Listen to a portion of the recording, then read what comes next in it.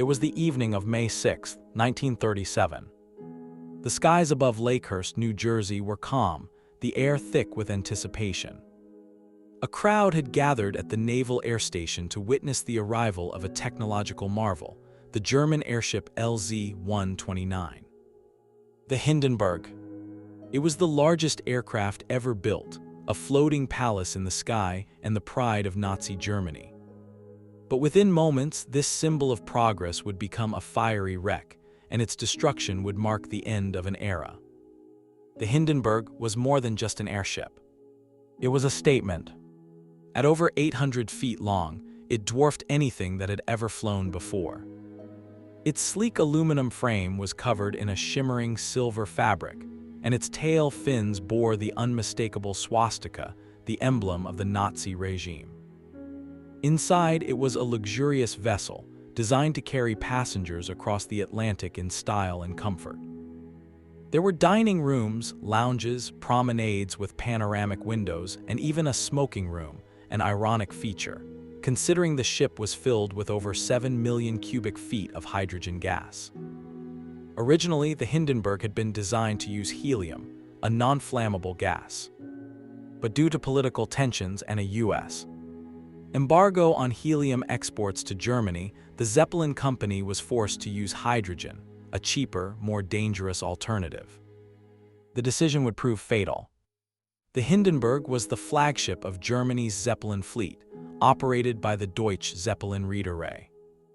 It had completed 10 successful transatlantic crossings in 1936, and its 1937 season was highly anticipated. On May 3rd, it departed from Frankfurt, Germany, bound for the United States. On board were 97 people, 36 passengers, and 61 crew members. Among them were wealthy travelers, journalists, and seasoned crew, all eager to experience the future of air travel. The journey across the Atlantic was smooth. The Hindenburg cruised at an altitude of about 650 feet, gliding silently over the ocean. Passengers enjoyed fine meals, socialized in the lounges, and marveled at the views from the promenade deck. The airship was a symbol of elegance and efficiency, a testament to German engineering. But as the Hindenburg approached the Lakehurst Naval Air Station on the evening of May 6th, things began to change.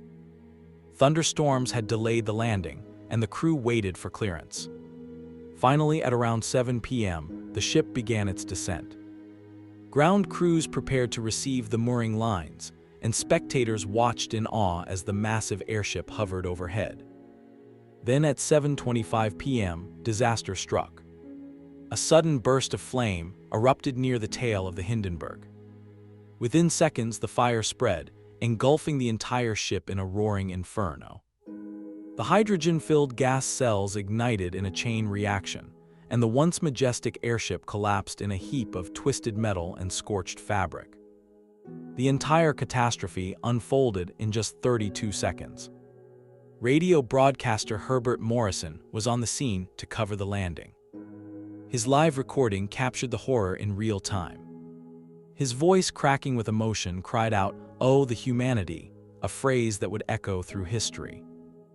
Morrison's broadcast became one of the first examples of live disaster coverage, and it changed the way the media reported breaking news. Of the 97 people aboard, 62 survived. Miraculously, many managed to escape by leaping from the burning wreckage or being pulled to safety by ground crew. But 35 people perished, along with one member of the ground crew. The survivors bore the scars of the disaster, burns, broken bones, and the trauma of witnessing friends and colleagues consumed by flames. Among the survivors was Werner France, a 14-year-old cabin boy who was saved when water from a ruptured tank doused the flames around him, allowing him to escape. Captain Max Pruss, who had commanded the Hindenburg, suffered severe burns but survived. His leadership during the crisis was later both praised and scrutinized. Another survivor, Margaret Mather, a journalist covering the landing, managed to escape with minor injuries and later recounted the horror in vivid detail. The cause of the fire has been the subject of intense investigation and debate. The most widely accepted theory is that a spark, possibly from static electricity, ignited leaking hydrogen. The ship's outer skin, coated with a flammable compound made of iron oxide and cellulose acetate, may have accelerated the blaze. This theory, known as the incendiary paint theory, suggests that the skin itself contributed significantly to the rapid spread of the fire. Other theories have suggested sabotage.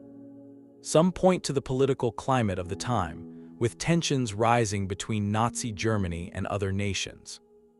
The idea that a disgruntled crew member or foreign agent planted a bomb has been explored, but no conclusive evidence has ever been found. The official investigation, conducted by both American and German authorities, ultimately concluded that the disaster was accidental. In the aftermath, the world was stunned. The Hindenburg had been a symbol of progress, and its destruction was a sobering reminder of the dangers of unchecked ambition. Public confidence in airships evaporated overnight.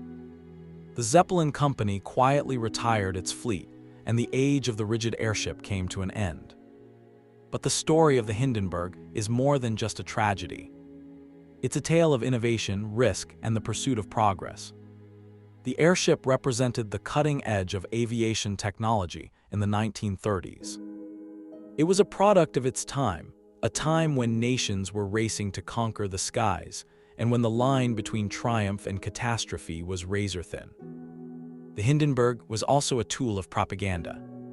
The Nazi regime used it to showcase German superiority, flying it over cities and events to demonstrate its power.